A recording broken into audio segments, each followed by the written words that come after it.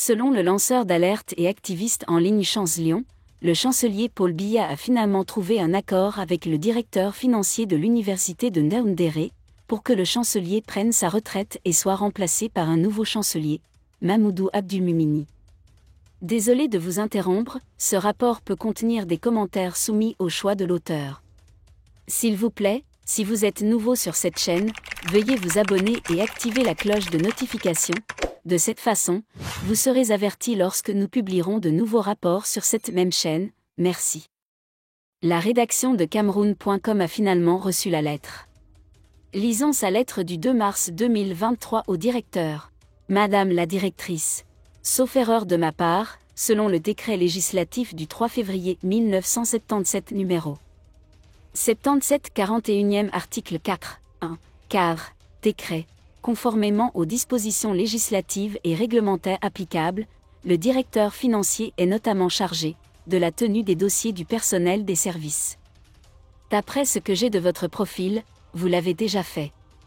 Limite d'âge atteinte en février 2023. Limite d'âge pour votre droit à la pension. Par conséquent, je vous demande de me soumettre dans les plus brefs délais un document signé par les autorités compétentes concernant l'extension des opérations.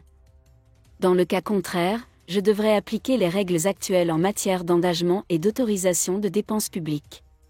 En conclusion, je voudrais rappeler à tous, la retraite n'est pas une sanction, mais l'aboutissement d'une carrière normale dans la fonction publique. Son Excellence Paul Biya, président de la République et chef de l'État. La situation au Gabon devrait nous éclairer quand on regarde le chef de l'État du Cameroun qui a servi le Cameroun pendant 42 ans. Son mandat expirera en 2025 et il restera au pouvoir pendant 44 ans. Pour ne pas retomber dans le même schéma, on peut espérer que le président Paul Biya ne revienne pas en 2025. Angelo Turelli a déclaré à DW.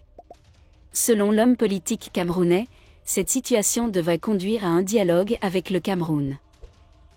Les coups d'État militaires se succèdent. Le continent africain a connu une vague de coups d'État militaires en moins de 2 ans. Mais Alex Gustave Asbaz, analyste politique et membre du groupe des acteurs civils pour une réforme consensuelle du système électoral, a déclaré qu'il était difficile d'établir des parallèles entre le Gabon et le Cameroun. Les Camerounais comme moi sont très inquiets de ce qui se passe au Gabon et ne se font pas trop d'illusions.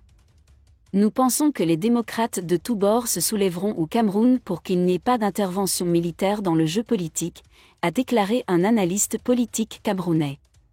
Merci d'être resté avec nous jusqu'à ce point, comme toujours pour promouvoir la liberté d'expression.